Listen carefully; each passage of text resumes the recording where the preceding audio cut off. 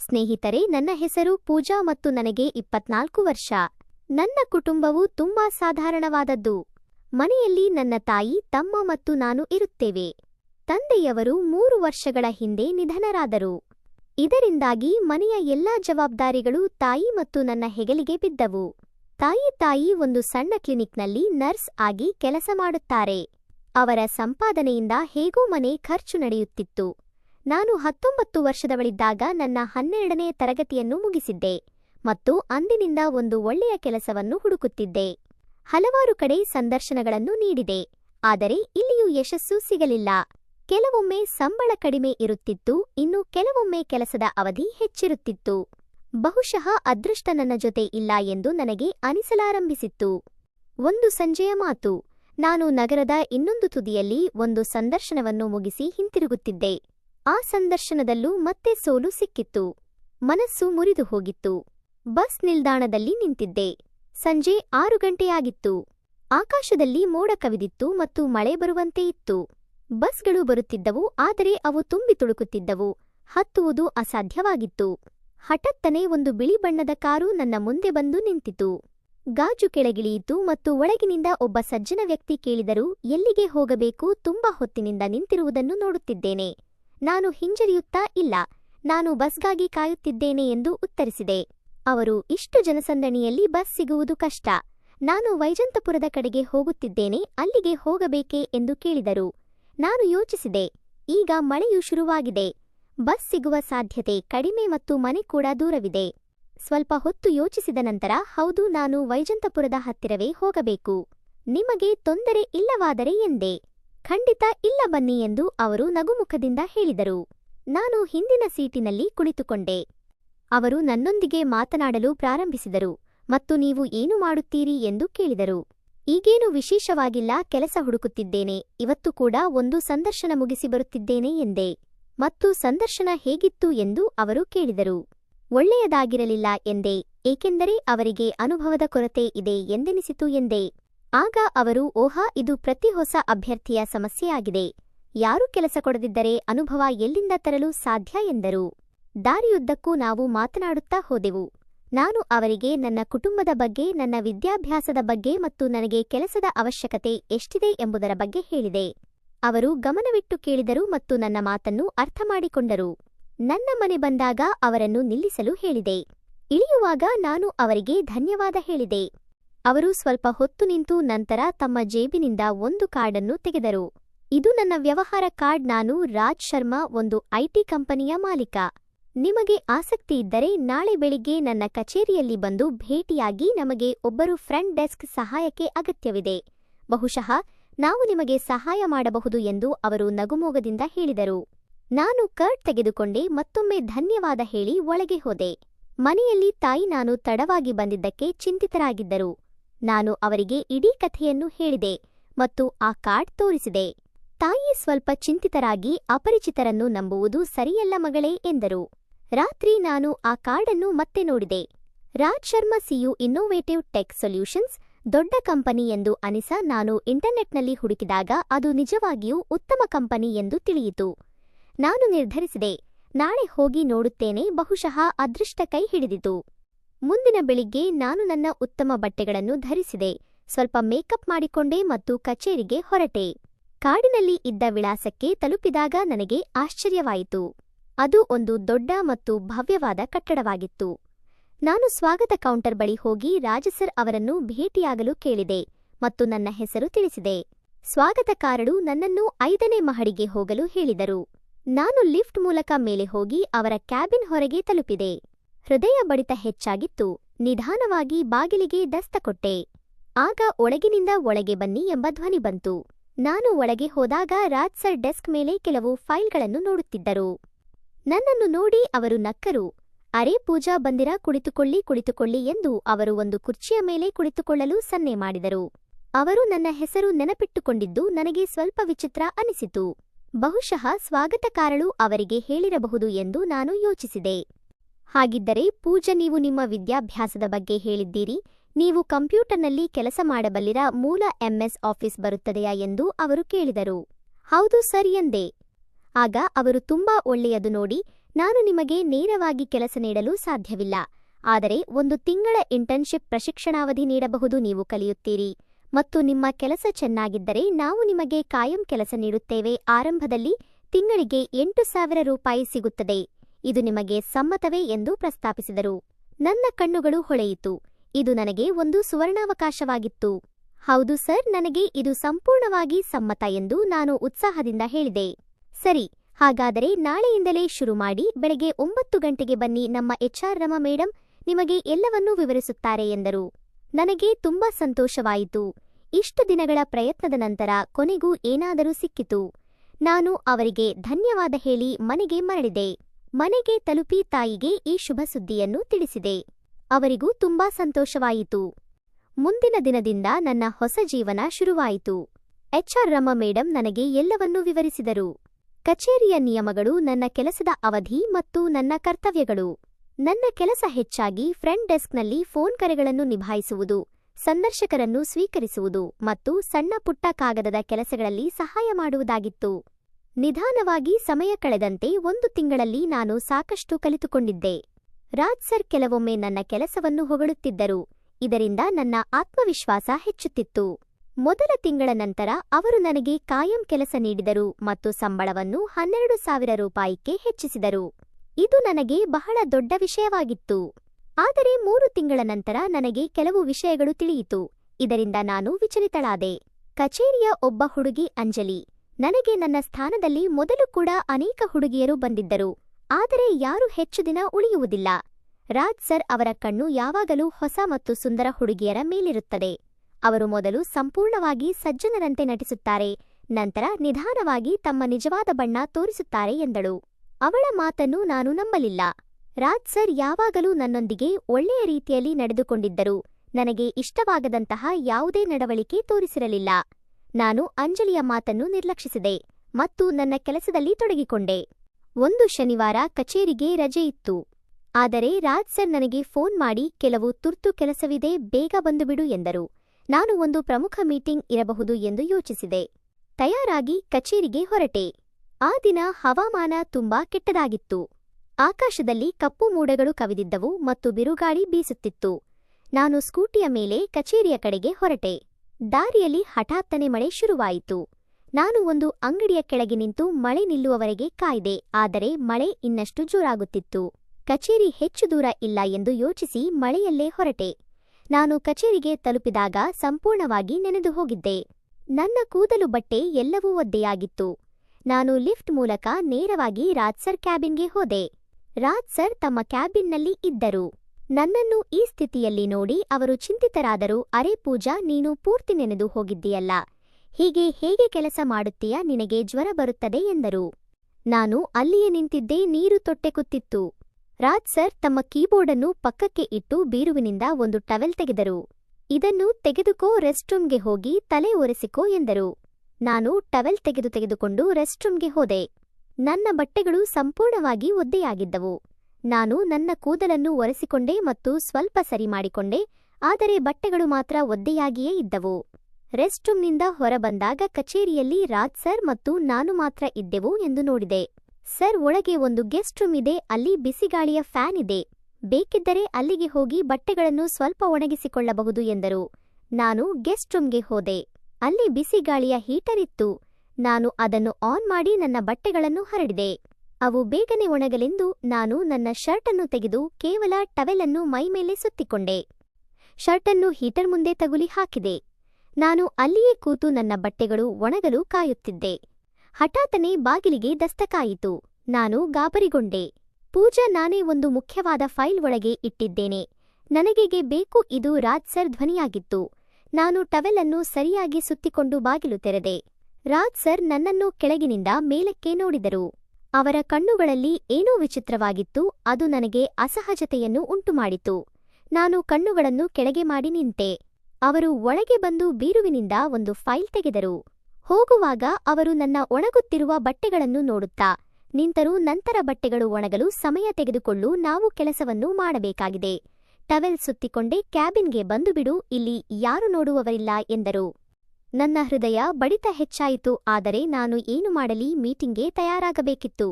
ಬಹಳ ಹಿಂಜರಿಕೆಯಿಂದ ನಾನು ಟವೆಲ್ ಸುತ್ತಿಕೊಂಡು ಹೊರಗೆ ಬಂದು ಅವರ ಕ್ಯಾಬಿನ್ಗೆ ಹೋದೆ. ರಾಜ್ ಸರ್ ಸೋಫಾ ಮೇಲೆ ಕೂತುಕೊಂಡು ಲ್ಯಾಪ್ಟಾಪ್ ತೆರೆದಿದ್ದರು.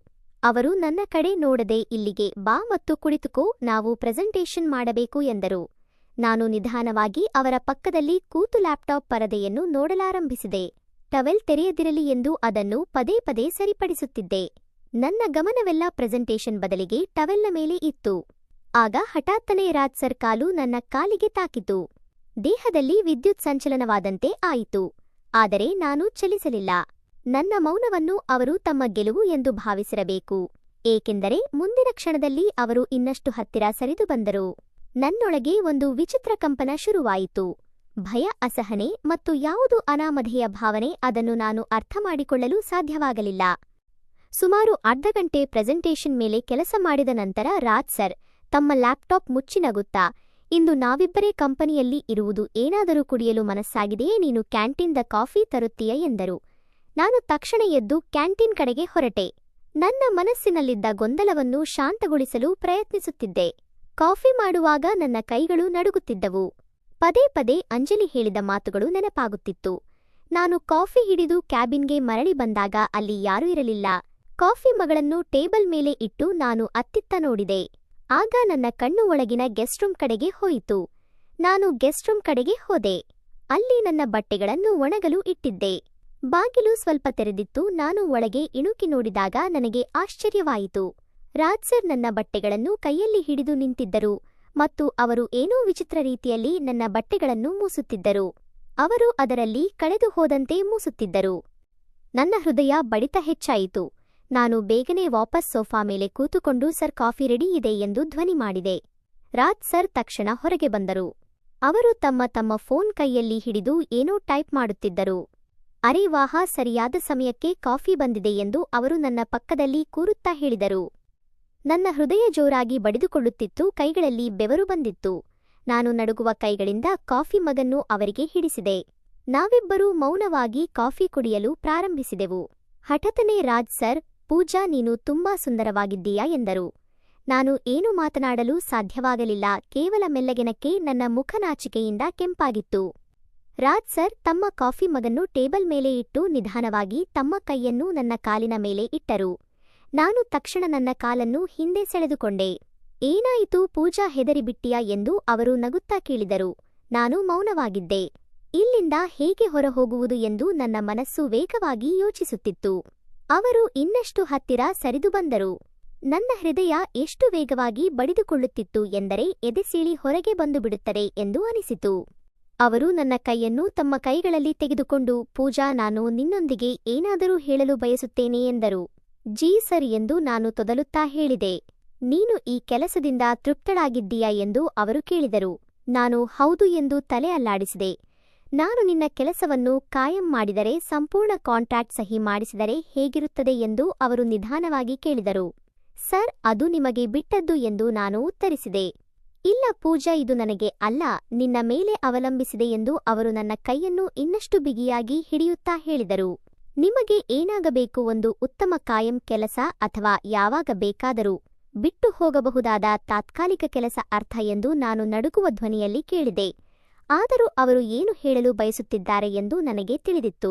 ನೀನು ನನ್ನ ಮಾತನ್ನು ಕೇಳಿದರೆ, ನನ್ನ ಪ್ರತಿಯೊಂದು ಆಸೆಯನ್ನು ಪೂರೈಸಿದರೆ, ಉದಾಹರಣೆಗೆ ಇಂದಿನ ರಾತ್ರಿ ನನ್ನೊಂದಿಗೆ ಕಳೆದರೆ, ನಾನು ನಿನ್ನ ಭವಿಷ್ಯ ಸುರಕ್ಷಿತವಾಗಿರುತ್ತದೆ ಎಂದು ವಾಗ್ದಾನ ಮಾಡುತ್ತೇನೆ. ನಾಳೆಯಿಂದಲೇ ನಿನ್ನ ಕೆಲಸ ಪಕ್ಕ ಎಂದು ಅವರು ನನ್ನ ಕಣ್ಣುಗಳಲ್ಲಿ ನೋಡುತ್ತಾ ಹೇಳಿದರು. ನನ್ನೊಳಗೆ ಒಂದು ಬಿರುಗಾಳಿ ಎದ್ದಿತ್ತು. ನಾನು ತಕ್ಷಣ ನನ್ನ ಕೈಯನ್ನು ಬಿಡಿಸಿಕೊಂಡು ಎದ್ದು ನಿಂತು, ಸರ್, ನೀವು ನನ್ನನ್ನು ತಪ್ಪಾಗಿ ಅರ್ಥ ಮಾಡಿಕೊಂಡಿದ್ದೀರಿ. ನಾನು ಅಂತಹ ಹುಡುಗಿಯಲ್ಲ. ನಾನು ಇದನ್ನು ಎಂದಿಗೂ ಮಾಡಲಾರೆ. ನೀವು ಹೇಗೆ ಹೀಗೆ ಯೋಚಿಸಲು ಸಾಧ್ಯ? ನನ್ನ ಧ್ವನಿಯಲ್ಲಿ ಆಕ್ರೋಶವಿತ್ತು. ರಾಜ್ ಸರ್ ಕೂಡ ಎದ್ದು ನಿಂತರು. ಪೂಜಾ, ಒಂದು ಮಾತು ಅರ್ಥ ಮಾಡಿಕೋ, ಈ ಜಗತ್ತಿನಲ್ಲಿ ಮುಂದೆ ಬರಲು ಏನಾದರೂ ರಾಜಿ ಮಾಡಿಕೊಳ್ಳಬೇಕಾಗುತ್ತದೆ. ನಾನು ನಿನಗೆ ಒತ್ತಾಯ ಮಾಡುತ್ತಿಲ್ಲ, ನಿನ್ನ ಇಚ್ಛೆ. ನಾನು ನಿನಗೆ ಮತ್ತು ನಿನ್ನ ಕುಟುಂಬಕ್ಕೆ ಎಲ್ಲಾ ರೀತಿಯಿಂದ ಬೆಂಬಲ ನೀಡುತ್ತೇನೆ. ನಿನ್ನ ತಾಯಿ, ನಿನ್ನ ತಮ್ಮ ಎಲ್ಲರ ಜೀವನ ಬದಲಾಗಬಹುದು ಎಂದರು. ಅವರು ಬಾಗಿಲಿನ ಕಡೆಗೆ ಸಾಗಿ, ನಾನು ಕೆಳಗೆ ಹೋಗಿ ಒಂದು ಸಿಗರೆಟ್ ಸೇದಿ ಬರುತ್ತೇನೆ. ಇಲ್ಲಿ ಇದ್ದರೆ ನೀನು ಒಪ್ಪಿದ್ದೀಯಾ ಎಂದು ಭಾವಿಸುತ್ತೇನೆ. ಇಲ್ಲವಾದರೆ ಹಾ ಹೋಗು. ನಾನು ಕೆಟ್ಟದಾಗಿ ಭಾವಿಸುವುದಿಲ್ಲ ಮತ್ತು ಇಲ್ಲಿಯವರೆಗೆ ಹೇಗೆ ನಡೆಯುತ್ತಿದೆಯೋ ಹಾಗೆ ನಡೆಯುತ್ತದೆ ಎಂದರು. ಇಷ್ಟು ಹೇಳಿ ಅವರು ಹೊರಗೆ ಹೋದರು. ನಾನು ಅಲ್ಲೇ ನಿಂತು ನನ್ನ ಕಣ್ಣೀರನ್ನು ತಡೆಯಲು ಪ್ರಯತ್ನಿಸುತ್ತಿದ್ದೆ. ಮನಸ್ಸಿನಲ್ಲಿ ಆಲೋಚನೆಗಳ ಬಿರುಗಾಳಿ ಎದ್ದಿತ್ತು. ಒಂದು ಕಡೆ ನನ್ನ ಸ್ವಾಭಿಮಾನ, ಇನ್ನೊಂದು ಕಡೆ ಕುಟುಂಬದ ಜವಾಬ್ದಾರಿಗಳು. ತಾಯಿಯ ಆರೋಗ್ಯ ಪದೇ ಪದೇ ಕೆಡುತ್ತಿತ್ತು, ತಮ್ಮನ ವಿದ್ಯಾಭ್ಯಾಸದ ಖರ್ಚು, ಇವೆಲ್ಲವನ್ನು ಹೇಗೆ ನಿಭಾಯಿಸಲಿ ನಾನು ಯೋಚಿಸಿದೆ.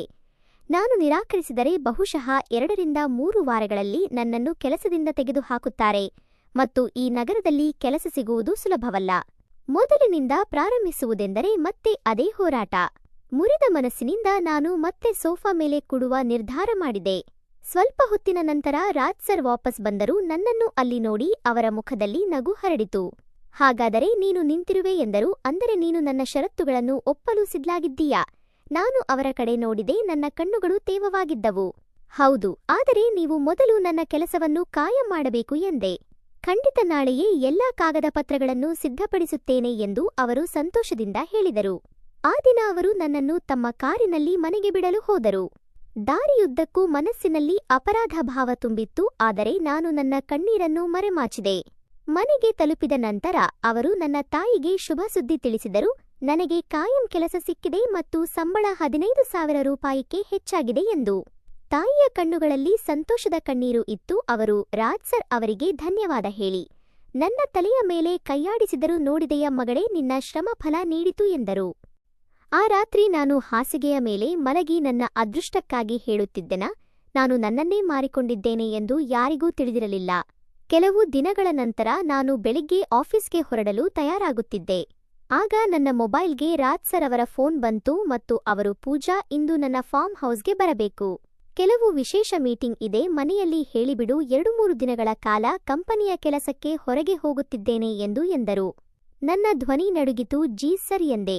ನಾನು ನನ್ನ ಬ್ಯಾಗ್ನಲ್ಲಿ ಕೆಲವು ಬಟ್ಟೆಗಳನ್ನು ಇಟ್ಟು ತಾಯಿಗೆ ಕಂಪನಿಯ ಕೆಲಸಕ್ಕೆ ಹೊರಗೆ ಹೋಗುತ್ತಿದ್ದೇನೆ ಎಂದು ಹೇಳಿದೆ. ತಾಯಿ ನನ್ನ ಹಣೆಯ ಮೇಲೆ ಮುತ್ತಿಟ್ಟು, ನಿನ್ನ ಬಗ್ಗೆ ನಿಗಾ ಇಡು ಮಗಳೇ ಎಂದರು. ನಾನು ಫಾರ್ಮ್ ಹೌಸ್ಗೆ ತಲುಪಿದಾಗ ಅಲ್ಲಿ ಈಗಾಗಲೇ ಕೆಲವರು ಇದ್ದರು. ಎಲ್ಲರೂ ಸೂಟ್ ಬೂಟ್ ಧರಿಸಿದ ವ್ಯಾಪಾರಸ್ಥರಂತೆ ಕಾಣುತ್ತಿದ್ದರು. ಬಹುಶಃ ನಿಜವಾಗಿಯೂ ಏನಾದರೂ ವ್ಯಾಪಾರ ಸಭೆ ಇರಬಹುದು ಎಂದು ನಾನು ಸ್ವಲ್ಪ ನಿರಾಳತೆ ಅನುಭವಿಸಿದೆ. ಸಭೆ ಪ್ರಾರಂಭವಾಯಿತು ಮತ್ತು ಎಲ್ಲರೂ ವಿವಿಧ ಯೋಜನೆಗಳ ಬಗ್ಗೆ ಚರ್ಚಿಸಲು ಪ್ರಾರಂಭಿಸಿದರು. ನಾನು ಟಿಪ್ಪಣಿಗಳನ್ನು ತೆಗೆದುಕೊಳ್ಳುತ್ತಿದ್ದೆ ಮತ್ತು ಅಗತ್ಯವಿದ್ದಾಗ ಪ್ರೆಸೆಂಟೇಷನ್ ತೋರಿಸಿದೆ. ಸುಮಾರು 3 ಗಂಟೆಗಳ ಕಾಲ ಸಭೆ ನಡೆಯಿತು. ಸಭೆ ಮುಗಿದ ನಂತರ ರಾಜ್ ಸರ್ ಸೇವಕನನ್ನು ಕರೆದು ಅವರ ಕಿವಿಯಲ್ಲಿ ಏನು ಹೇಳಿದರು. ಸೇವಕ ತಕ್ಷಣ ಅಡುಗೆ ಮನೆಗೆ ಹೋಗಿ ತಿಂಡಿ ತಿನಿಸುಗಳನ್ನು ತೆಗೆದುಕೊಂಡು ಬಂದನು. ಒಂದು ದೊಡ್ಡ ಚಾಕೊಲೇಟ್ ಕೇಕ್ ಕೂಡ ಇತ್ತು. ರಾಜ್ ಸರ್ ನನ್ನ ಕೈಯಿಂದ ಕೇಕ್ ಕತ್ತರಿಸಿದರು. ಎಲ್ಲರೂ ಕೇಕ್ ತಿಂದು ಲಘು ಉಪಹಾರ ಸೇವಿಸಿದರು. ನಂತರ ಒಬ್ಬೊಬ್ಬರಾಗಿ ಜನರು ಹೋಗಲು ಪ್ರಾರಂಭಿಸಿದರು. ರಾಜ್ ಸರ್ ಅವರನ್ನು ಹೊರಗೆ ಬಿಡಲು ಹೋದರು. ನಾನು ಅಲ್ಲಿಯೇ ಸೋಫಾ ಮೇಲೆ ಕೂತು ನನ್ನ ಅದೃಷ್ಟವನ್ನು ಹಳೆಯುತ್ತಿದ್ದೆ. ರಾಜ್ ಸರ್ ವಾಪಸ್ ಬಂದಾಗ ಇನ್ನೂ ಒಬ್ಬ ವ್ಯಕ್ತಿಯಲ್ಲಿಯೇ ಇದ್ದುದನ್ನು ನೋಡಿದೆ. ಸಭೆಯಲ್ಲಿ ಹೆಚ್ಚು ಮಾತನಾಡಿದ ಮತ್ತು ರಾಜ್ ಸರ್ ತುಂಬಾ ಗೌರವದಿಂದ ನೋಡುತ್ತಿದ್ದ ವ್ಯಕ್ತಿ ಇವರೇ. ಪೂಜಾ ಫ್ರಿಡ್ಜ್ನಿಂದ ವೈನ್ ಬಾಟಲ್ ಮತ್ತು 3 ಗ್ಲಾಸ್ಗಳನ್ನು ತಗೊಂಡು ಬಾ ಎಂದು ರಾಜ್ ಸರ್ ಹೇಳಿದರು. ನಾನು 2 ಗ್ಲಾಸ್ಗಳನ್ನು ತಂದೆ. ರಾಜ್ ಸರ್ ಕೇವಲ 2 ಯಾಕೆ ಮತ್ತೊಂದು ತಗೊಂಡು ಬಾ, ನೀನು ಕೂಡ ಇದ್ದೀಯಾ ಎಂದು ಕೇಳಿದರು. ನಾನು ಕುಡಿಯುವುದಿಲ್ಲ ಸರ್ ಎಂದು ನಾನು ಹೆಂಜರಿಯುತ್ತಾ ಹೇಳಿದೆ. ಇಂದು ವಿಶೇಷ ದಿನ ಪೂಜಾ, ಇಂದು ನಿನ್ನ ಕೆಲಸ ಕಾಯಮಾಗಿದೆ. 1 ಗ್ಲಾಸ್ ಕುಡಿಯುವುದು ತಪ್ಪಲ್ಲ ಎಂದು ಅವರು ನಗುತ್ತಾ ಹೇಳಿದರು. ನಾನು ಸೋತು ಹೋಗಿ ಇನ್ನೊಂದು ಗ್ಲಾಸ್ ತಂದೆ. ರಾಜ್ ಸರ್ 3 ಗ್ಲಾಸ್ಗಳಲ್ಲಿ ವೈನ್ ಮತ್ತು ಐಸ್ ಹಾಕಿ ನನಗೆ 1 ಗ್ಲಾಸ್ ನೀಡಿದರು. ನಾನು ಮೊದಲ ಬಾರಿಗೆ ವೈನ್ ಕುಡಿದೆ. ಅದು ತುಂಬಾ ಕಹಿಯಾಗಿತ್ತು, ಆದರೆ ಹೇಗೋ ಕುಡಿದೆ. ಸ್ವಲ್ಪ ಸಮಯದಲ್ಲಿ ನನ್ನ ತಲೆ ಹಗುರವಾಗಲು ಶುರುವಾಯಿತು ಮತ್ತು ಕಾಲುಗಳಲ್ಲಿ ಜುಮ್ಮೆನ್ನಿಸಿತು. ಕೆಲವೇ ನಿಮಿಷಗಳಲ್ಲಿ ನನಗೆ ಸ್ವಲ್ಪ ಅಮಲು ಬಂದಂತೆ ಅನಿಸಿತು. ಆ ವ್ಯಕ್ತಿ ರಾಜ್ ಸರ್ ಕಿವಿಯಲ್ಲಿ ಏನು ಹೇಳಿದರು. ರಾಜ್ ಸರ್ ನಕ್ಕರು ಮತ್ತು ನನ್ನ ಕಡೆ ತಿರುಗಿ, ಪೂಜಾ, ಇಲ್ಲಿಗೆ ಬಾ, ರಾಕೇಶ್ ಜಿ ಅವರನ್ನು ಸರಿಯಾಗಿ ಭೇಟಿಯಾಗು, ಇವರು ನಮ್ಮ ಅತ್ಯಂತ ದೊಡ್ಡ ಹೂಡಿಕೆದಾರರು ಎಂದರು. ನಾನು ಎದ್ದು ಅವರ ಬಳಿ ಹೋದೆ. ರಾಕೇಶ್ ಜಿ ನನ್ನ ಖಾಲಿ ಗ್ಲಾಸ್ ತೆಗೆದುಕೊಂಡು ಅದರಲ್ಲಿ ಮತ್ತೆ ವೈನ್ ತುಂಬಿದರು. ಕೊಡಿ ಎಂದು ಅವರು ನನಗೆ ಗ್ಲಾಸ್ ಕೊಡುತ್ತಾ ಹೇಳಿದರು. ನಾನು ಸಹಾಯಕ್ಕಾಗಿ ರಾಜ್ ಸರ್ ಅವರ ಕಡೆ ನೋಡಿದೆ. ಕುಡಿ ಪೂಜಾ, ರಾಕೇಶ್ ಜಿ ಅವರ ಕೈಯಿಂದ ಸಿಕ್ಕ ವಸ್ತುವನ್ನು ತಿರಸ್ಕರಿಸಬಾರದು ಎಂದು ರಾಜ್ ಸರ್ ಹೇಳಿದರು. ನನ್ನೊಳಗಿನ ಒಂದು ಭಾಗ ಕೂಗುತ್ತಿತ್ತು. ಆಗ ರಾಜ್ ಸರ್ ನನ್ನ ಭುಜದ ಮೇಲೆ ಕೈ ಹಾಕಿ, ಪೂಜಾ, ನಾನು ನಿನಗೆ ಒಂದು ಕೆಲಸ ಒಪ್ಪಿಸಲು ಬಯಸುತ್ತೇನೆ. ರಾಕೇಶ್ ಜಿ ನಮ್ಮ ಕಂಪನಿಗೆ ತುಂಬಾ ಮುಖ್ಯ. ಇವರು 2 ದಿನ ಇಲ್ಲಿಗಿರುತ್ತಾರೆ ಮತ್ತು ನೀನು ಇವರನ್ನು ನೋಡಿಕೊಳ್ಳಬೇಕು ಎಂದು ನಾನು ಬಯಸುತ್ತೇನೆ ಎಂದರು. ನನ್ನ ಮನಸ್ಸಿಗೆ ಒಂದು ಅನುಮಾನ ಬಂತು. ಅಂದರೆ ಸರ್ ಇವರನ್ನು ನೋಡಿಕೊಳ್ಳಬೇಕೆ? ರಾಜ್ ಸರ್ ನಕ್ಕರು. ಅವರ ಕಣ್ಣುಗಳಲ್ಲಿ ಒಂದು ವಿಚಿತ್ರ ಹೊಳಪು ಇತ್ತು. ನೀನು ಬುದ್ಧಿವಂತೆ, ಪೂಜಾ ಉಳಿದದ್ದನ್ನು ಅರ್ಥ ಮಾಡಿಕೊಂಡಿರಬೇಕು ಎಂದರು. ಜಿ ಸರ್ ಎಂದು ನನ್ನ ಬಾಯಿಂದ ಬಂತು. ಆದರೂ ನನ್ನ ಮನಸ್ಸು ಜೋರಾಗಿ ನಿರಾಕರಿಸುತ್ತಿತ್ತು. ಒಳ್ಳೆಯದು, ಈಗ ನಾನು ಹೋಗುತ್ತಿದ್ದೇನೆ. ಏನಾದರೂ ಸಮಸ್ಯೆ ಆದರೆ ಫೋನ್ ಮಾಡು ಇಷ್ಟು ಹೇಳಿ ರಾಜ್ ಸರ್ ಅಲ್ಲಿಂದ ಹೊರಟು ಹೋದರು. ನಾನು ಬಾಗಿಲ ಬಳಿ ನಿಂತು ಅವರ ಕಾರು ದೂರ ಹೋಗುವುದನ್ನು ನೋಡಿದೆ. ನನ್ನ ಹೃದಯದಲ್ಲಿ ಒಂದು ವಿಚಿತ್ರ ಭಯ ಇತ್ತು. ನಾನು ನನ್ನನ್ನೇ ಮಾರಾಟ ಮಾಡುತ್ತಿದ್ದೇನೆ.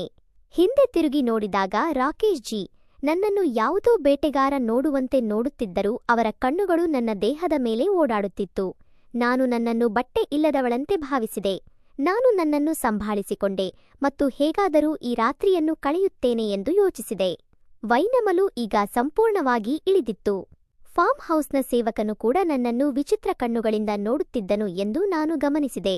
ನಾನು ಅವನನ್ನು ಹತ್ತಿರ ಕರೆದು ನಿನ್ನ ಹೆಸರೇನು ಎಂದು ಕೇಳಿದೆ. ಆಗ ಅವರು ನನ್ನ ಹೆಸರು ರಾಮು ಮೇಡಂ ಎಂದರು. ಅವರು ಆದರದಿಂದ ಹೇಳಿದರು. ಅವರು ಸಾಧಾರಣ ವ್ಯಕ್ತಿಯಾಗಿದ್ದರು. ಯಾವುದೋ ಹಳ್ಳಿಯಿಂದ ಬಂದಂತೆ ಕಾಣುತ್ತಿದ್ದರು. ನಾನು ಅವನನ್ನು ಕೇಳಿದೆ, ಈ ಫಾರ್ಮ್ ಹೌಸ್ ನಗರದಿಂದ ಎಷ್ಟು ದೂರವಿದೆ? ಅವರು ಸುಮಾರು 15 ಕಿ.ಮೀ ಮೇಡಂ, ಇಲ್ಲಿ ಹತ್ತಿರದಲ್ಲಿ ಯಾವುದೇ ವಸತಿ ಪ್ರದೇಶವಿಲ್ಲ ಎಂದರು. ನನ್ನೊಳಗಿನ ಆತಂಕ ಹೆಚ್ಚಾಯಿತು. ಈ ಸ್ಥಳ ಸಂಪೂರ್ಣವಾಗಿ ಪ್ರತ್ಯೇಕವಾಗಿತ್ತು. ಏನಾದರೂ ತಪ್ಪಾದರೆ ಯಾರೂ ರಕ್ಷಿಸಲು ಬರುವುದಿಲ್ಲ. ರಾಮು ಅವರೊಂದಿಗೆ ಸ್ವಲ್ಪ ಮಾತನಾಡಿದ ನಂತರ ಅವರು ತಮ್ಮ ರೂಮಿಗೆ ಹೋದರು. ಈಗ ನಾನು ಮತ್ತು ರಾಕೇಶ್ ಜಿ ಮಾತ್ರ ಉಳಿದಿದ್ದೆವು. ರಾಕೇಶ್ ಜಿ ಇನ್ನೊಂದು ಗ್ಲಾಸ್ನಲ್ಲಿ ವೈನ್ ಹಾಕಿ ನನ್ನ ಹತ್ತಿರ ಬಂದು ಕೂತು, ನಿಮ್ಮ ಬಗ್ಗೆ ರಾಜ್ ತುಂಬಾ ಹೊಗಳುತ್ತಿದ್ದ, ಇಂದು ನೋಡಿದೆ ಏಕೆ ಎಂದು ಅವರ ಧ್ವನಿಯಲ್ಲಿ ಏನೋ ವಿಚಿತ್ರವಾಗಿತ್ತು. ನಾನು ಸ್ವಲ್ಪ ಸರಿಸಿ, ನಾನು ಸ್ವಲ್ಪ ವಿಶ್ರಾಂತಿ ತೆಗೆದುಕೊಳ್ಳುತ್ತೇನೆ. ನಾಳಿನ ಮೀಟಿಂಗ್ಗೆ ಪ್ರೆಸೆಂಟೇಷನ್ ಸಿದ್ಧಪಡಿಸಬೇಕು ಎಂದೆ. ಅರೆ ವಿಶ್ರಾಂತಿ ನಾವು ಜೊತೆಯಾಗಿ ತೆಗೆದುಕೊಳ್ಳುತ್ತೇವೆ ಎಂದು ಹೇಳುತ್ತಾ ಅವರು ನನ್ನ ಸೊಂಟದ ಮೇಲೆ ಕೈಯಿಟ್ಟರು. ನಾನು ತಕ್ಷಣ ಅವರ ಕೈಯನ್ನು ತೆಗೆದು, ದಯವಿಟ್ಟು ನನ್ನನ್ನು ಮುಟ್ಟಲು ಪ್ರಯತ್ನಿಸಬೇಡಿ ಎಂದೆ. ಅವರ ಮುಖದ ಬಣ್ಣ ಬದಲಾಯಿತು. ಓ, ಹಾಗಾದರೆ ನಾಟಕ ಮಾಡುತ್ತಿದ್ದೀಯಾ ರಾಜ್, ನೀನು ಸಹಕರಿಸುತ್ತೀಯಾ ಎಂದು ಹೇಳಿದ್ದ ಎಂದರು. ನಾನು ಎದ್ದು ಬಾಗಿಲಿನ ಕಡೆಗೆ ಹೋದೆ. ಆದರೆ ಅವರು ನನ್ನ ಕೈ ಹಿಡಿದು ನನ್ನನ್ನು ಎಳೆದು ಸೋಫಾ ಮೇಲೆ ಬೀಳಿಸಿದರು. ಬಚಾವಾಗಲು ಪ್ರಯತ್ನಿಸಬೇಡ ಎಂದು ಅವರು ಗುರೆನ್ನುತ್ತಾ ಹೇಳಿದರು. ನಾನು ಕಿರುಚಲಾರಂಭಿಸಿದೆ. ರಕ್ಷಿಸಿ, ಯಾರಾದರೂ ಇದ್ದೀರಾ, ರಕ್ಷಿಸಿ. ರಾಕೇಶ್ ಜಿ ನನ್ನ ಬಾಯಿಯ ಮೇಲೆ ಕೈಯಿಟ್ಟು ಇನ್ನೊಂದು ಕೈಯಿಂದ ನನ್ನ ಬಟ್ಟೆಗಳನ್ನು ಎಳೆಯಲು ಪ್ರಾರಂಭಿಸಿದರು. ನಾನು ಕೈಕಾಲು ಬಡಿದುಕೊಂಡು ನನ್ನನ್ನು ರಕ್ಷಿಸಿಕೊಳ್ಳಲು ಪ್ರಯತ್ನಿಸುತ್ತಿದ್ದೆ. ಆಗ ಬಾಗಿಲು ಜೋರಾಗಿ ತೆರೆಯಿತು ಮತ್ತು ರಾಮು ಒಳಗೆ ಬಂದ. ಏನಾಗುತ್ತಿದೆ ಎಂದು ನೋಡಿ ಏನೂ ಯೋಚಿಸದೆ ಒಂದು ಮರದ ಸ್ಟೂಲ್ ತೆಗೆದುಕೊಂಡು ರಾಕೇಶ್ ಜಿ ಅವರ ತಲೆಗೆ ಹೊಡೆದ. ರಾಕೇಶ್ ಜಿ ಕಿರುಚುತ್ತಾ ನನ್ನಿಂದ ದೂರ ಬಿದ್ದರೂ ಅವರ ತಲೆಯಿಂದ ರಕ್ತ ಬರುತ್ತಿತ್ತು. ಮೇಡಂ, ಬೇಗ ಇಲ್ಲಿಂದ ಓಡಿ ಹೋಗಿ ಎಂದು ರಾಮು ಹೇಳಿದ. ರಾಕೇಶ್ ಜಿ ಹೇಳಲು ಪ್ರಯತ್ನಿಸುತ್ತಿದ್ದರು ಮತ್ತು ಬೈಯುತ್ತಿದ್ದರು. ನಾಯಿ, ನಿನಗೆ ಎಷ್ಟು ಧೈರ್ಯ? ನಾನು ಯಾರು ಎಂದು ನಿನಗೆ ಗೊತ್ತಾ? ರಾಮು ನನ್ನನ್ನು ತನ್ನ ಹಿಂದೆ ಮಾಡಿ ಸ್ಟೂಲ್ನು ಕೈಯಲ್ಲಿ ಹಿಡಿದುಕೊಂಡನು. ನೀವು ಏನೇ ಮಾಡಿ ಸರ್, ಆದರೆ ಯಾವುದೇ ಮಗಳು ಅಥವಾ ಸಹೋದರಿಯ ಜೊತೆ ಹೇಗಾಗಲೂ ಬಿಡುವುದಿಲ್ಲ ಎಂದ. ನಾನು ಬೇಗನೆ ನನ್ನ ಬ್ಯಾಗ್ ತೆಗೆದುಕೊಂಡು ರಾಮು ಜೊತೆ ಹೊರಗೆ ಬಂದೆ. ಮೇಡಂ, ನನ್ನ ಹತ್ತಿರ ಒಂದು ಹಳೆಯ ಬೈಕ್ ಇದೆ.